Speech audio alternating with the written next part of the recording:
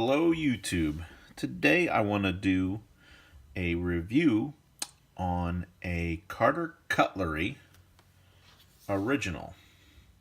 Now this particular one is out of their Muteki series. I got this secondhand on eBay, and judging from the markings on it, I believe that this is an early Muteki, because these days that series has a maker's mark of what maker made it. Now to explain it, so Carter Cutlery, Mary Carter, is a ABS mastersmith, and he also has been passed down a Japanese mastersmith designation as well. He spent time in Japan, and so this blade is one of the ones made by people that he trains. It's made in his workshop.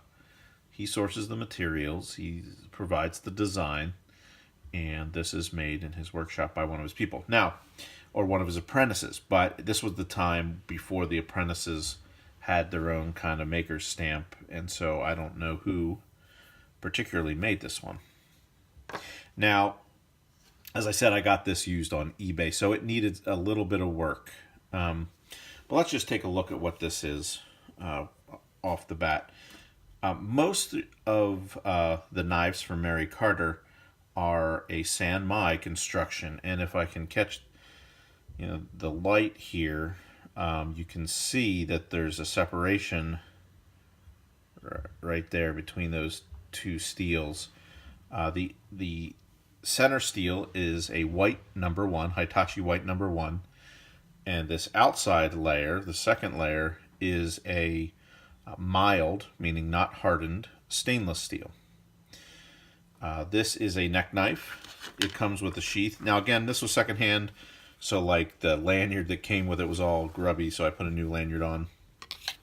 This is the original sheath, Kydex sheath. These are desert ironwood handles. This has a tapered tang, which is a nice touch.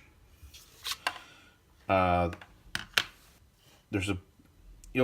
always talks about a distal taper in his videos. This one doesn't have so much of a distal taper. It is actually sort of accentuated by putting a little bit of a swedge in there, but the distal taper isn't real distinct. The thickest spot here, we're reading 126, 125, 124 thousandths, 123. So, right around an eighth. Right about an eighth of an inch at the thickest part. This design is like many Mary Carter designs in that it has this sort of forward choil and this handle shape. And then there's, dozens of varieties of blade shapes. This is, I don't know, clip points or a drop point. I don't know exactly where that one would exactly fall in. But it's nicely done. These knives are expensive new. Now this was used, and this edge bevel, one of the things that Mary Carter promotes is when you sharpen it, you put the entire bevel on the stone, and then you sharpen the entire bevel.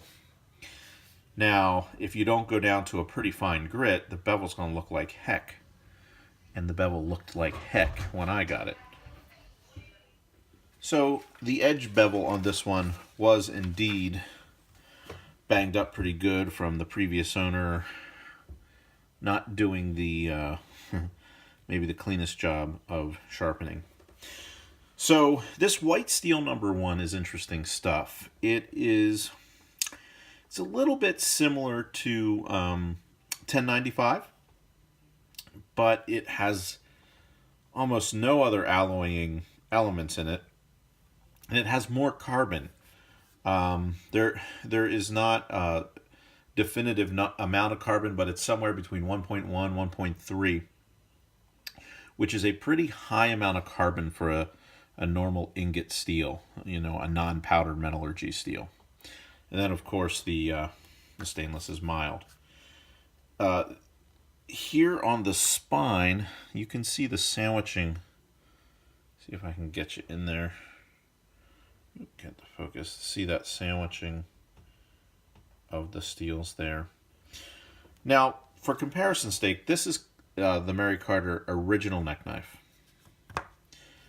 He has one called the Perfect, and I make one of his patterns. This is the Perfect, and the Perfect is a good bit larger. Of course, I took some Liberty. This is all Liberty. This is also some mild stainless, and then I sandwiched Damascus in there, which is kind of interesting for something different. But I like the pattern. This is much more conducive to a neck knife, though. It's much lighter. And this white steel #1 will really take a fine edge. Just really sharp stuff.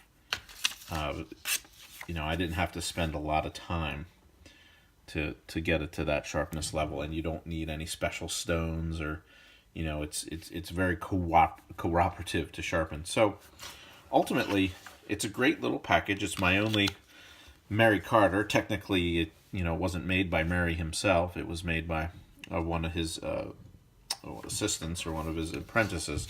But it's a fantastic little knife. And if you ever get a chance to pick one up, it's worth earning. I made many of the patterns, so I just wanted to have one original for myself to see. But if you're ever thinking about getting one, they're really nice. They're really nice, and they're neat.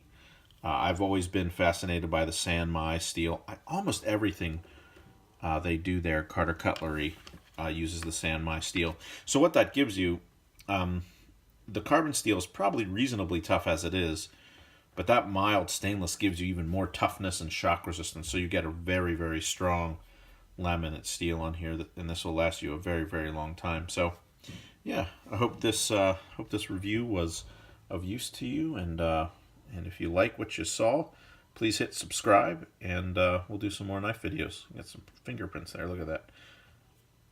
Thanks for watching.